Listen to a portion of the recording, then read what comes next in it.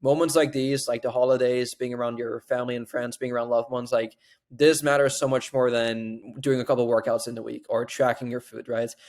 And I used I actually personally made this mistake in the past before when I was like 16, 17.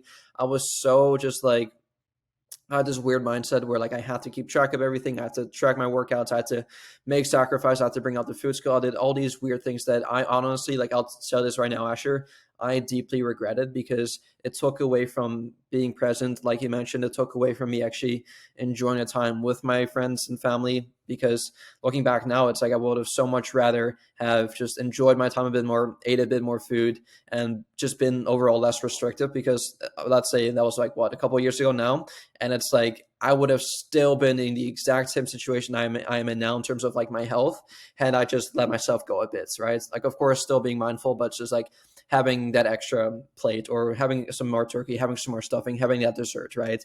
And this really important, memories come over macros, right? I'm always for creating memories that will last a lifetime over you having a good day of eating. Because realistically speaking, 5 years from now, Asher, you are going to hit your, well, let's 5 years, that's like a long time frame, but let's say 5 years from now, you're going to have your dream body, your optimal health, and you're not going to look back on this day saying like, oh well, because I did not stay on track during Thanksgiving on 2023 November 23rd, that's the reason why I'm not in shape. Like, of course not, right? I think I mentioned this to you last week as well, but I'm really want you guys to like have more of like a long-term perspective on this instead of like a micro perspective on this. Because looking at your calendar, right, I want to go back to, let's say, so from the 2nd of October to the 30th, let's say, like all these days were like really like consistent. You got your steps and you tracked your food, you did your workouts, you did all that good stuff, right?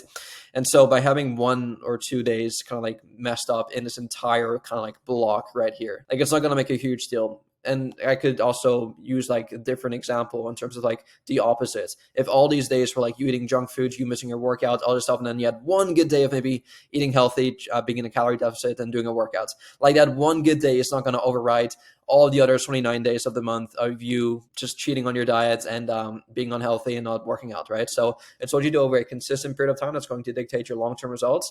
I cannot emphasize this point enough, but I'm really glad to see that even at this point now, like you are mindful when it comes to like being in social gatherings, social situations when there's food around, you're not restricting yourself too much. And that's all what I'm talking about. That's what this is all about, right? No food restrictions, being mindful, eating a couple things here and there, not going overboard, but still overall having a good time.